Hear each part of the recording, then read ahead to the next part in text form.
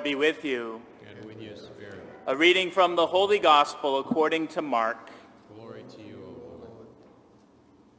On leaving the synagogue, Jesus entered the house of Simon and Andrew with James and John. Simon's mother-in-law lay sick with a fever. They immediately told him about her. He approached, grasped her hand, and helped her up. Then the fever left her, and she waited on them. When it was evening after sunset, they brought to him all who were ill or possessed by demons. The whole town was gathered at the door. He cured many who were sick with various diseases, and he drove out many demons, not permitting them to speak because they knew him. Rising very early before dawn, he left and went off to a deserted place where he prayed. Simon and those who were with him pursued him, and on finding him said, "Everyone is looking for you." He told them, "Let us go on to the nearby villages, that I may preach there also. For this purpose have I come." So he went into their synagogues, preaching and driving out demons throughout the whole of Galilee. The Gospel of the Lord. Praise to you, Lord Jesus Christ.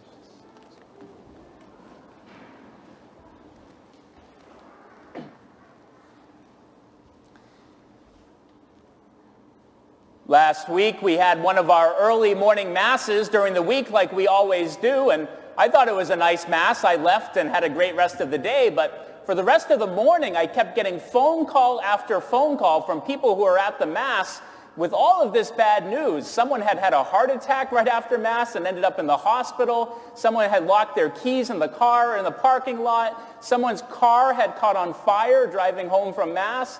And I was like, what is going on here? Fortunately, everyone was all right, but it was like the mass was cursed or something. And maybe it's me. A couple months ago, there was a young man who stopped me after mass and said, "Would you pray for me? I have my big basketball game this week." And so I did. I prayed for him right out there on the front steps. And I saw that young man the next Sunday. He was on crutches. He had broken his ankle during the game. I hesitate to mention we have a healing mass this Wednesday. You can come, but you might not make it out alive the way things are going. You know, Job, I think maybe he felt cursed as well. He had all these things going wrong in his life, Job in the Bible. You know, there was one day in particular, he just had bad news after bad news coming his way. All of these messengers coming to him to say, "Job, your camels were just stolen by robbers. Job, your sheep were just struck by lightning out in the field. Job, your house collapsed and all your children were killed. Job, you have a terrible disease of boils that's going to cover your skin." And Job was just like stunned, like everything he had was taken away from him in a day, and it was just bad news after bad news. Sometimes I think we feel that way in life. Maybe we felt that way this year, just so much bad news, so much going wrong in the world, so much going wrong in our lives. There's just so much suffering sometimes. I think Shakespeare put it best in one of his great tragedies. He said, "When sorrows come, they come not single spies, but in battalions." Sometimes suffering just seems to pile up in our life. Bad news seems to pile up. It's like the doctor who said to his patient, "Look, I have some good news and some bad news for you." And the patient said, "Well, I guess I'll take the good news first." And he said, "Okay, well, you have 24 hours to live."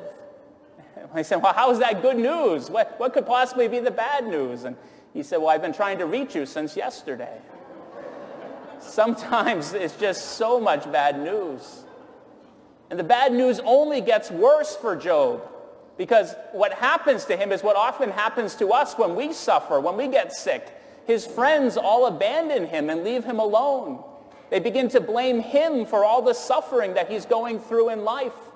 "Job, you must have done something wrong. You must have sinned. God must be punishing you in some way, and that's why you're suffering." And Job knew enough to know that that was not the right answer, but he still didn't have a very good answer to why he was suffering so much. And so in today's reading, he is sitting there in the dirt, lamenting and just pouring out his complaints to God and saying, "God, my man's life on earth is a drudgery. I've had months of misery here. I've forgotten what happiness is. Why am I suffering so much? And Job complains so much and so loudly that eventually God has to come and give him an answer. Like a defendant in the courtroom answering for a crime, God appears in the dock and he finally gives Job an answer. But to be honest, the answer he has at the end of the book of Job is basically, well, Job, I'm God and you're not. I know more than you do, so stop asking so many questions. A very unsatisfying ending to the book of Job. Well, it might seem like Job's story is a tragedy, but not completely, because in the end, God does restore some of his fortunes, but it's also not the whole of God's story. If life was just a tragedy, if suffering was just a tragedy, well, Shakespeare said tragedy is like a tale told by an idiot, full of sound and fury, signifying nothing. But Shakespeare also wrote a lot of good comedies. And comedy is actually another response to suffering in our life. It's another story that makes sense of suffering. One comedian said, comedy is really just tragedy plus time. When you had enough perspective on your suffering, when enough time has passed, when you're able to get a little distance from it and you've suffered enough and have enough wisdom, you might be able to at least laugh at yourself a little bit and the human condition we all find ourselves in. I know when something goes wrong in my life now, I say, well, at least it's going to make a good homily story one day. And it might seem like life is a tragedy sometimes, but we have to wonder what kind of story we are in. Virginia Woolf once said, I read the book of Job last night and God doesn't come out very well in it. But I wonder if she ever read the Gospels. Because in the Gospels, we see the completion of God's story and God's answer to Job's questions. You see, maybe one of the reasons why God couldn't give Job a very satisfying answer is because the answer wasn't there yet. Because God's ultimate answer to why there's so much suffering in our life and in the world, why God allows so much, is ultimately the whole of our faith. It's the whole story. There is no easy answer to the question.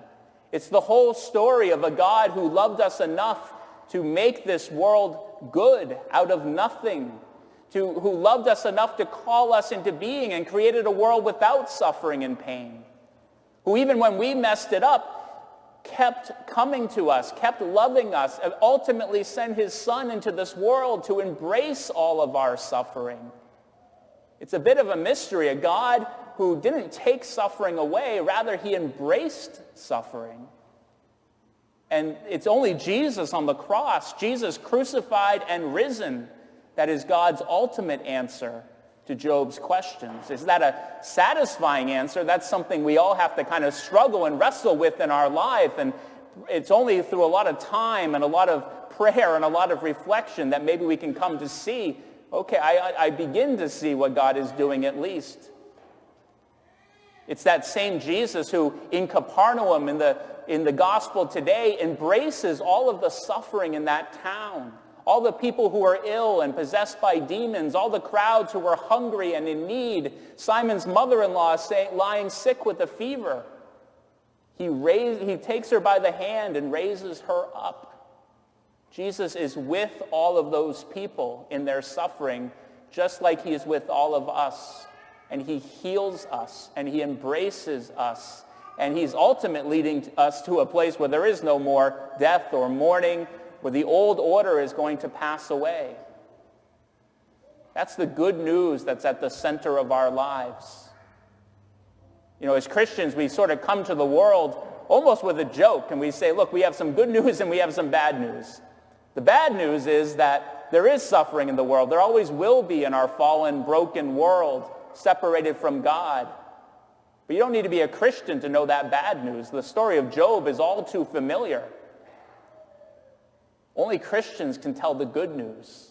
The good news of a God who loved us enough to embrace us in all that suffering. The story of Jesus is not as familiar to people. And that's why we have to be able to tell the good news.